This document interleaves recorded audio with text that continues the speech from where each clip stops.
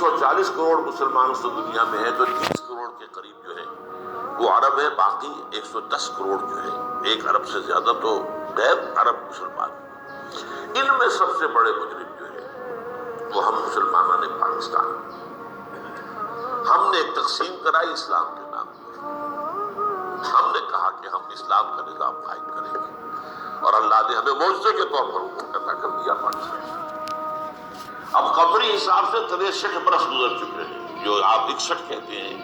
اگر قمری حساب رکھیں 63 برس کہاں ہے مسلم، لہذا مسلم۔ لیکن اب اس میں یہ ضرور ہے کہ ابھی پاکستان کے معاملے کو میں سمجھتا ہوں کہ ہینگنگ ان دی بیلنس والا معاملہ ہے، ابھی نہیں کہہ سکتے۔ اللہ تعالیٰ شاید کوئی توفیق دے دے، کوئی معجزہ ہو جائے، کیونکہ میرا تو یقین یہ ہے کہ یہ قائم بھی معجزے سے ہوا ہے، جس پر میں نے تفسیر کتاب میں لکھا ہوا ہے، استحکام پاکستان، اور اب کوئی دوبارہ معجزہ ہو سکتا ہے۔ اور وہ معجزہ کیا ہوگا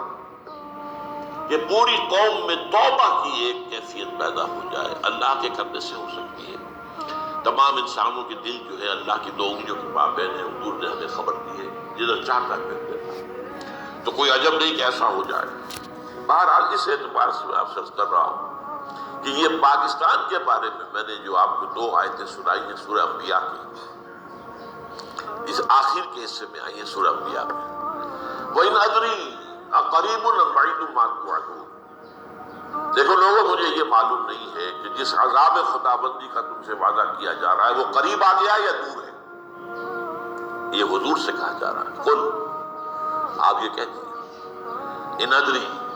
أَقَرِيبٌ أَمْ بَعِيدٌ مَا تُوعَدُونَ۔ ساتھ ہی یہ بھی فرمایا وَإِنْ أَدْرِي لَعَلَّهُ فِتْنَةٌ لَكُمْ وَمَتَاعٌ إِلَىٰ حِينٍ۔ اور مجھے نہیں معلوم، ہو سکتا ہے کہ یہ تمہارے لیے ایک فتنہ بن کر معاملہ آ گیا ہو اور ابھی تمہیں اور مہلت دے دی جائے۔ اس حوالے سے ہم نہیں کہہ سکتے۔ اب آپ کو معلوم ہے، میں تفصیل سے بیان کر چکا ہوں جس طریقے سے مجموعی طور پر پاکستان پر گھیراؤ کیا گیا ہے، اور جس طریقے سے یہ جتنا نیو کونز کا اور کرسچن اور جو جیوش زائنسٹ ہیں، اور اب ان کے اندر اضافہ کیجئے ہندو زائنسٹ کا، اب یہ جس طریقے سے گھیرے کے اندر لے رہے ہیں پاکستان، جس طرح بھارت کی فوج افغانستان میں بھی آ رہی ہے، اس نے اپنے کتنے قونصل خانے کھولے ہوئے ہیں افغانستان میں، کس لیے؟ جو کچھ وہ ہو رہا ہے بلوچستان کے اندر، جو کچھ ہمارا پورا صوبہ سرحد ہے، اور اس سے آگے بڑھ کر جو کچھ کراچی میں ہو رہا ہے، یہ سارے معاملات جو ہیں وہ دیکھ لیجیے تو گویا کہ باہر سے ہمارا گھیراؤ مکمل ہو چکا ہے۔ اور اس میں یہ ہے کہ تازہ جو بمبئی کے اندر جو ہوئے ہیں معاملات وہ نوٹ کیجیے، جس طریقے سے اب اسے کہا جا رہا ہے کہ مسلمانوں نے کیا ہے، حالانکہ اس کے اندر سب سے بڑا ثبوت یہ ہے کہ ایک ہندو ہیمنت،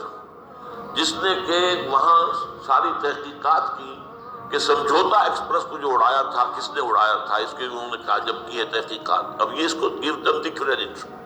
ہندو قوم کے اندر کم سے کم یہ بھی بات موجود ہے، جہاں وہ بدماشیاں ہیں وہاں یہ بھی ہے، یہ خیر بھی ہے، جہاں برائیاں ہیں ان کے اندر وہ خوبیاں بھی ہیں۔ ان کا ایک کمیشن ہے، اس نے صاف ایک ہندو کو،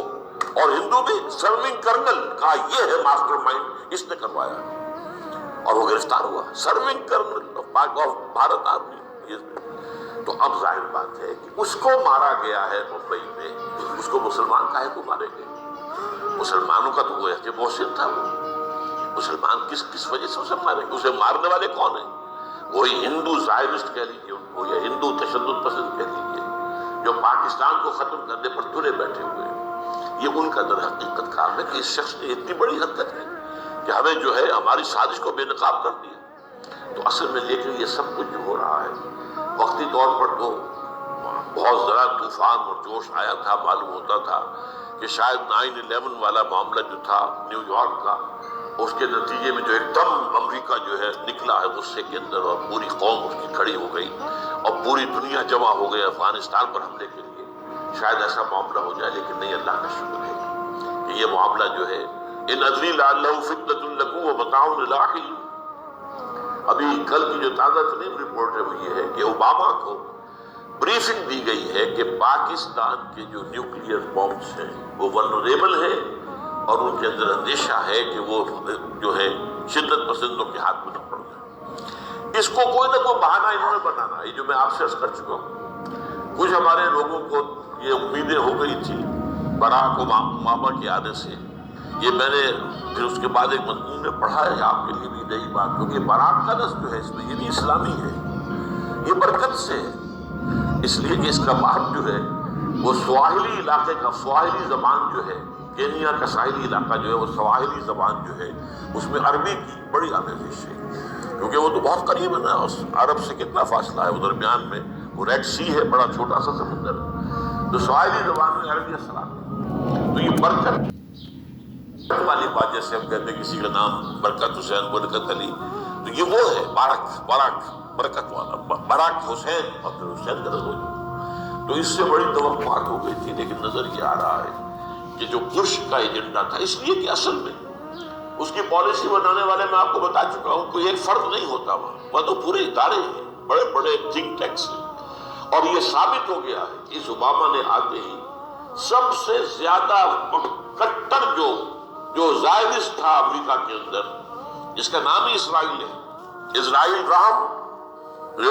है, इसराइल ग्राहम एमानुएल, उसको अपना बनाया chief of the white house staff, और ये वो शख्स होता है कि जो गोया कि जिसके घेरे में होता है सदर अमेरिका, ये फैसला करेगा, कौन नहीं मिल सकता, ये फैसला करेगा, कौन सी रिपोर्ट सदर तक जाएगी, ये फैसला करेगा, कौन सी रिपोर्ट रोक ली जाएगी, ये फैसला करेगा, तो गोया के सदर के कान भी वो, सदर की आंख भी हो, लिहाजा सदर जो है उसके तो ऊपर घेरा होता, और उससे भी आगे बढ़कर नोट कीजिए, मैंने आपको पहले बताया भी था, साउथ एशिया के लिए उसने अपना एडवाइजर बनाया है एक हिंदू को, उसका नाम जो है, उसका नाम है सोनाल शाह,